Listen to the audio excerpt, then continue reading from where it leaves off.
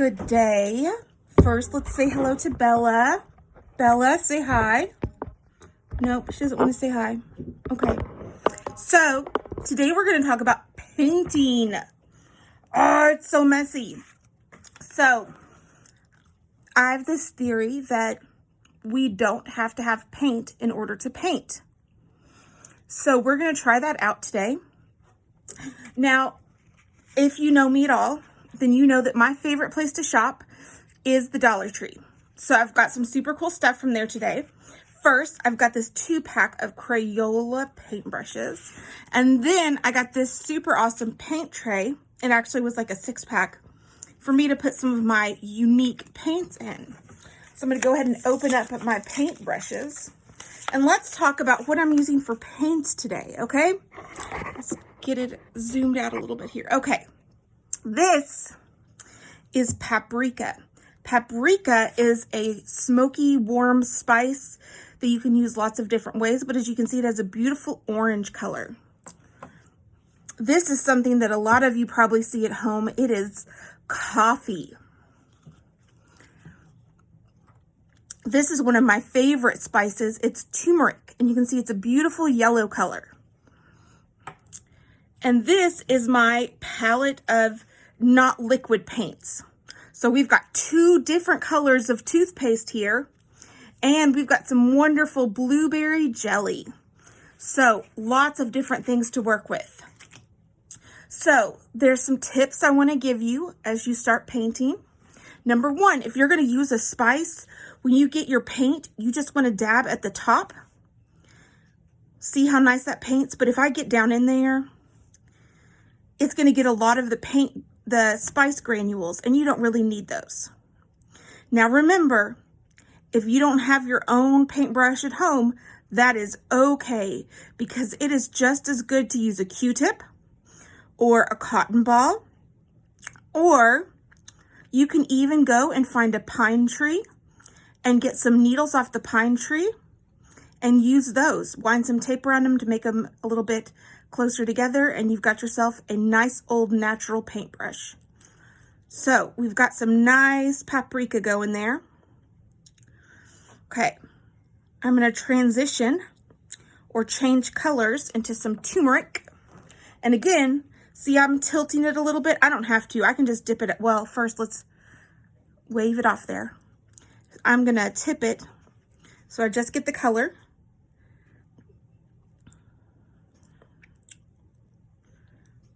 And I'm going to paint it down.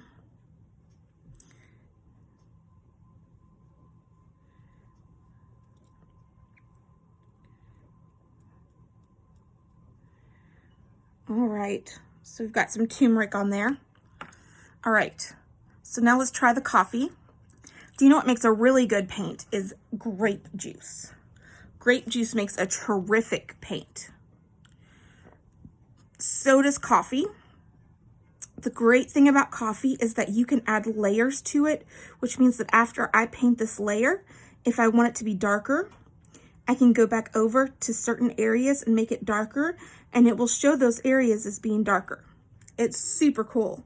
If you want a lighter brown, you can always use a tea. But remember, if you're going to use anything hot, anything that needs heat, please make sure that you have an adult with you that's watching your back, gotcha, you know, keeping you safe, because nobody wants any burns. So I got some coffee on there. All right, so I'm not going to lie to you. I have used all 3 of these paints before, so I knew exactly what they were going to look like. But the palette, I've never used before. I saw this on an Instagram post, and I was like, I've got to try it. So here we go. I'm going to take some jelly. And now notice that the jelly is not liquid. So I'm sort of just trying to like get the juice on my brush. Let's see what happens.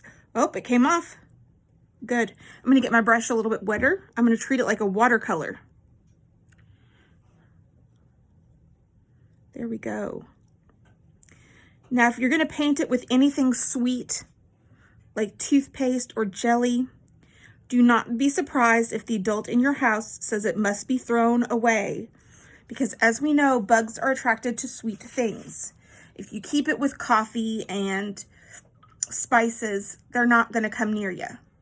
But the sweeter things, for sure, they're coming at you. So let's try my Sparkle Green toothpaste here.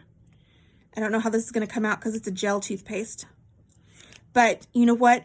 It never hurts to try. Okay, we've got some green going on. I'm going to add some more water. Ooh, it smells bubblegummy. Okay, here we go.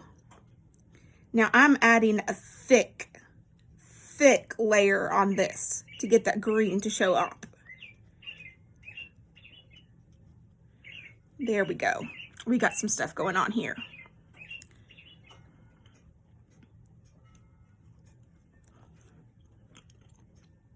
And another thing that I've seen people paint with that I really want to try is mud. Who doesn't have mud? Please ask an adult before you paint with mud inside.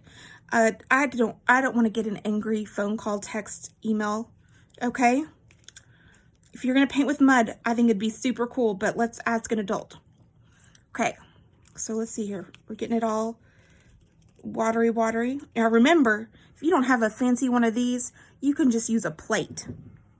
Okay, now this one, it was sort of light green when I got it out of the tube, but now that I'm putting it on here, it sort of looks like it's coming out white. So that one was a fail, but that's okay because at least I tried. So what I'm going to do now is I'm going to leave you to go experiment. Ooh, look, that one looks sort of cool. Leave you to go experiment on your own, and I'm going to finish my painting. What I want to hear is what was your favorite thing to paint with? And I also want to see a picture of what yours looks like when you're done. So let me know how it turns out. Have a good day.